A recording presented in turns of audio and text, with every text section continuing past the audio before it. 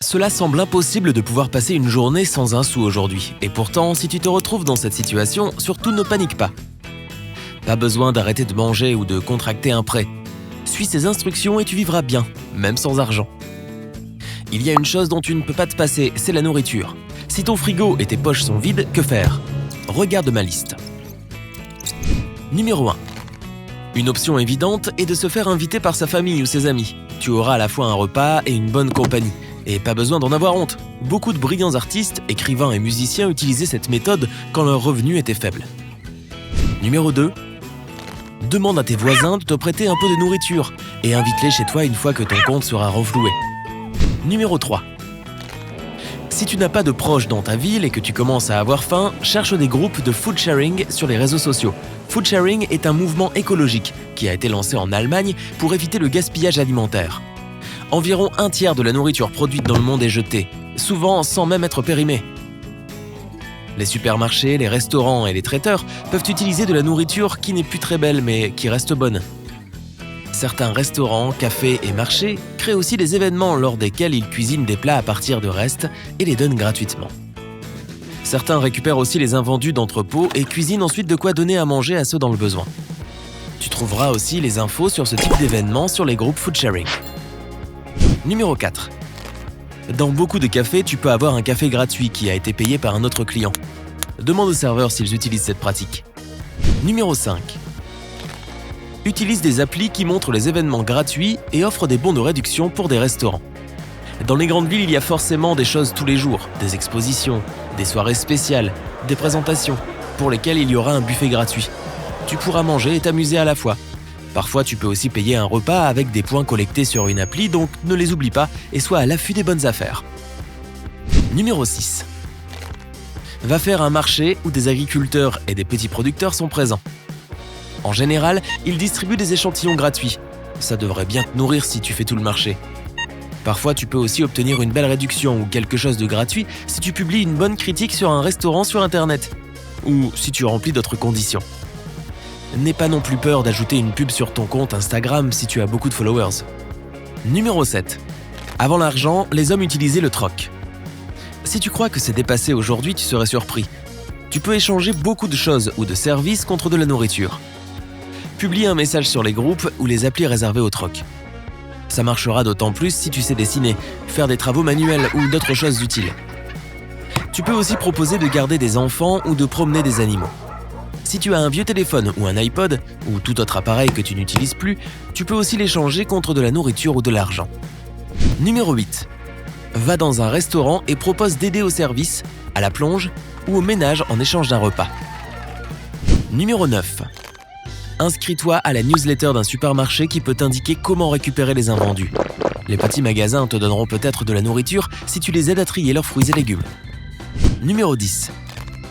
Et si rien de tout ça n'a marché et que tu n'as pas peur des solutions extrêmes, deviens frigan.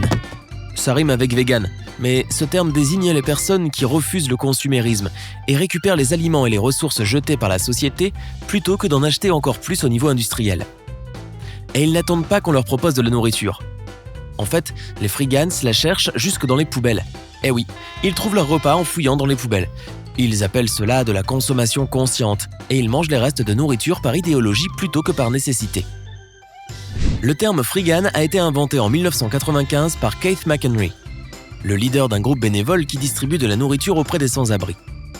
Les frigans trouvent que les hommes voient la nature uniquement d'un œil de consommateur et transforment ses ressources en biens.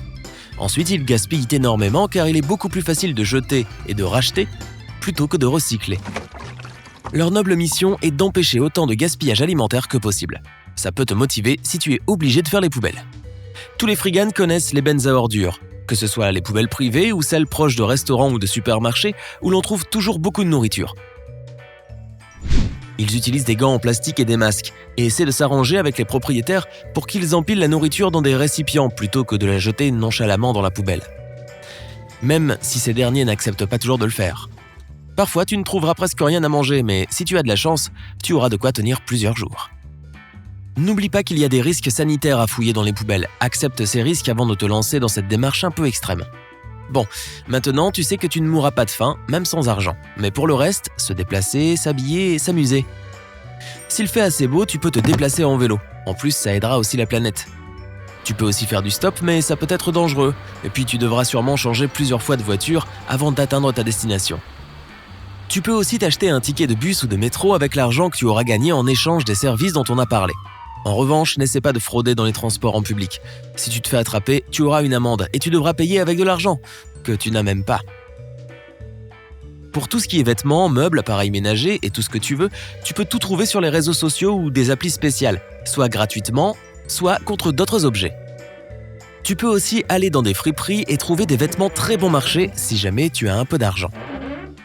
Pas non plus besoin de rester enfermé chez soi si tu n'as pas d'argent. Emprunte des livres ou des films gratuitement dans les bibliothèques. Les cinémas font parfois des soirées gratuites et les musées ont aussi des journées portes ouvertes. Il suffit de suivre leur page sur les réseaux sociaux pour être au courant des événements. Tu peux aussi installer des applis qui t'indiqueront dès qu'une promo est disponible. Et si ta connexion internet a été coupée parce que tu ne peux plus la payer, utilise le réseau Wi-Fi gratuit du café le plus proche. Certains ont essayé de vivre sans argent juste pour se tester et ont tellement aimé ce mode de vie qu'ils en ont fait leur quotidien. Quand la journaliste londonienne Michelle McGagh a déménagé, elle a décidé de vendre ou de donner tout ce dont elle n'avait plus besoin. Elle s'est débarrassée de 80% de ses affaires.